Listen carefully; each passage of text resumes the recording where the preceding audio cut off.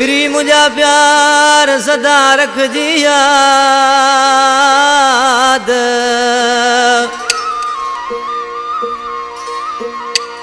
वो प्री मुझा प्यार सदा रख जी याद।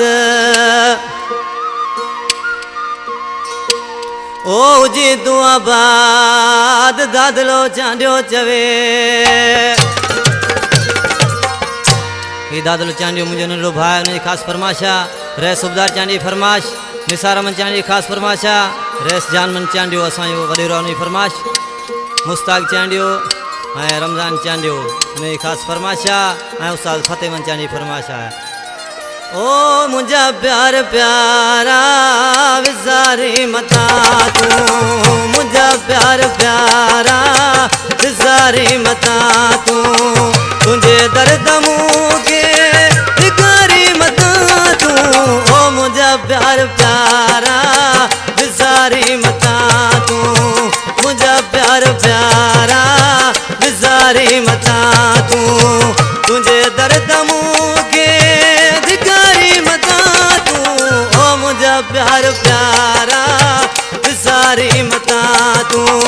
मुझा प्यार प्यारा विसारी मता तू। जी उस्ताद आशिक बाजेवाला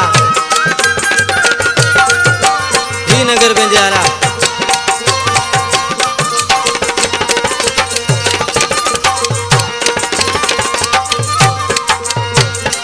वो दो गेल सण ले रोज चाथो।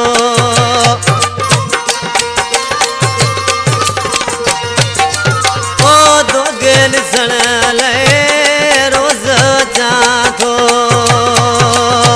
कदे कावड़े मानियारी मता तू। ओ मुझा प्यार प्यारा विसारी मता तू। मुझा प्यार प्यारा विसारी मता तू।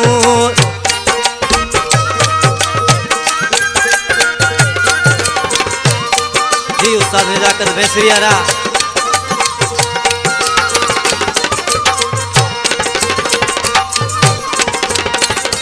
ओ हद गाम थे तो सा मोहब्बत आहे।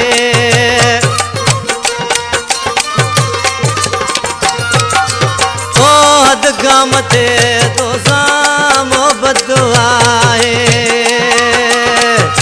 ओ बद मुझी के डोरी मता तू। ओ मुझा प्यार प्यारा विसारी मता तू। मुझा प्यार प्यारा विसारी मता तू। जी अला बशार जी घोट।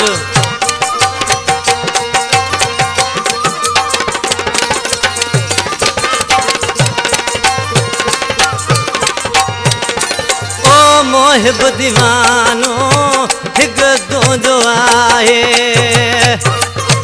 इनके सजी सिलेक्शन मुझी मोहिब चांडे ऐं मामा आलाट चांडे कई आहे। दिसी नाले मिश्रा में शायर छा थो चए। ओ मोहिब दीवानो हिक तो जो आहे। कयल वाइदा तोड़ी मता तू। ओ मुझा प्यार प्यारा विसारी मता तू। मुझा प्यार प्यारा विसारी मता तू। तुझे दर्द मुझे भिखारी मता तू।